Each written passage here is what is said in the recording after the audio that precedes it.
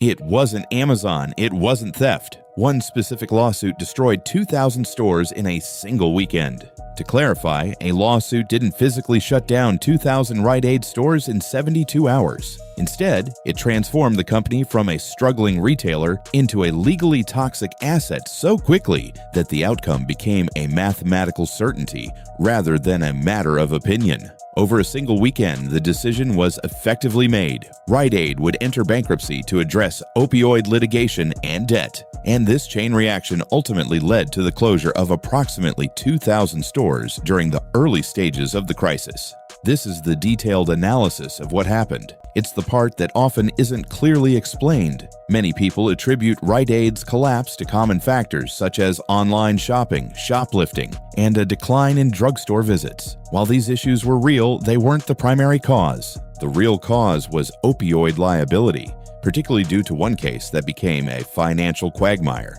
In March 2023, the U.S. Department of Justice became involved in a whistleblower lawsuit accusing Rite Aid of violating the False Claims Act by filling unlawful controlled substance prescriptions and billing government healthcare programs. The complaint noted red flags that were ignored and alleged improper dispensing practices. This involvement by the DOJ is significant because it raises the stakes for everyone involved. It's not just damaging public relations. It creates legal pressures that alarm lenders, suppliers, insurers, and potential partners. Moreover, it wasn't just the DOJ's involvement that was troubling. By the time Rite Aid filed for bankruptcy in October 2023, Reuters reported that the company faced approximately 1,600 opioid lawsuits from governments, hospitals, and individuals, in addition to heavy debt and declining performance.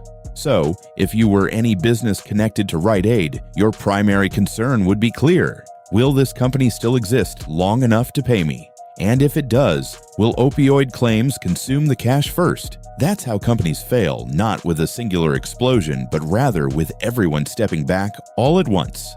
The reality is that Rite Aid filed for Chapter 11 bankruptcy on October 16, 2023, marking the end of the old Rite Aid. When a company files for bankruptcy on a Monday, it usually indicates a difficult weekend of deliberation behind closed doors. Emergency calls are made, and company executives engage with advisors, lenders, and lawyers, all culminating in the realization that they can no longer escape their financial troubles. This marks a critical 72-hour window, not a literal store shutdown, but the turning point when the company's future shifts from fix-it to legal proceedings. Once a company enters Chapter 11, everything changes. It transitions from being a typical retailer to becoming a complex legal entity. The harsh reality is that after the opioid lawsuits became involved, Rite Aid turned into a company facing potentially unlimited liabilities. While retailers can endure tough quarterly results, they struggle to survive when faced with unknown, potentially massive legal exposure, while already burdened by significant debt. The challenges Rite Aid faced were not merely due to competition from giants like CVS, Walgreens, and Walmart, or the rise of online pharmacy options. Retail theft also contributed to costs, but these issues alone do not typically lead to the downfall of a national chain. The opioid litigation created a perfect storm. It posed the risk of enormous financial payouts, made future financing more challenging and costly, and eroded trust. In retail, once trust is compromised, funding becomes scarce across the board.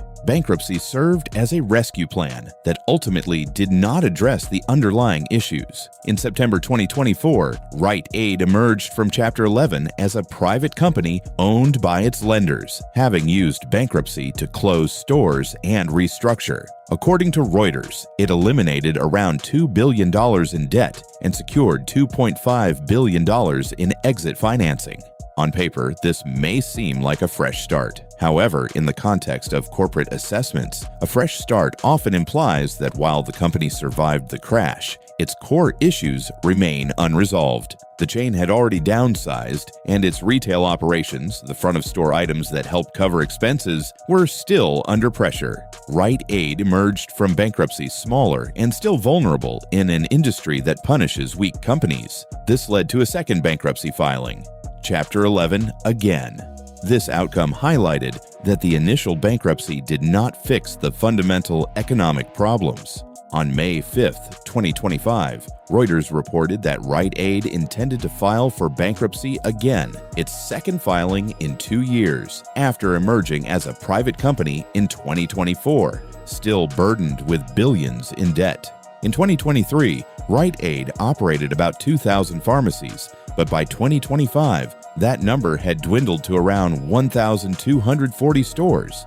This shift illustrates a grim reality. The chain that once boasted 2,000 stores is now being dismantled. During the 2025 bankruptcy, the priority became clear: protect patients' prescriptions and swiftly sell off pharmacy assets.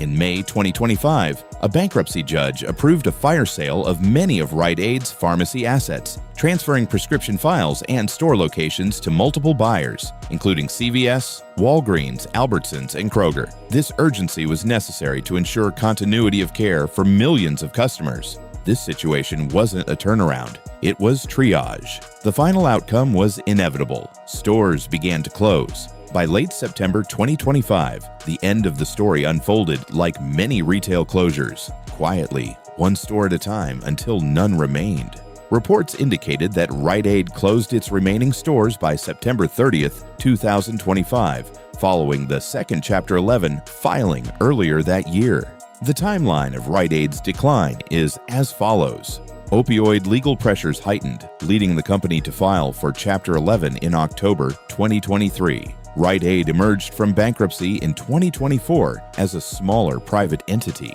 The company filed for bankruptcy again in May 2025. Assets were sold off and stores began to close by late 2025. One reason the DOJ case was particularly damaging was that not all lawsuits carry the same weight. Some lawsuits result in mere fines or one-time penalties, while the opioid situation directly challenged the fundamental role of a pharmacy, serving as a trusted gatekeeper for controlled substances. The DOJ complaint wasn't just a random accusation, it was a high-stakes claim linked to government healthcare billing and compliance with controlled substances regulations. In July 2024, Rite Aid reached a settlement with the federal government concerning opioid dispensing allegations, which included a cash payment and an allowed claim in bankruptcy. This reflected how these issues were being processed through the judicial system.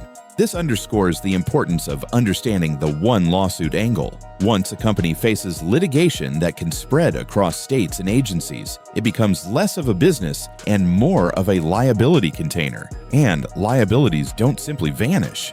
The key takeaway is that large chains struggle when facing tight margins, heavy debt, and unpriced liabilities.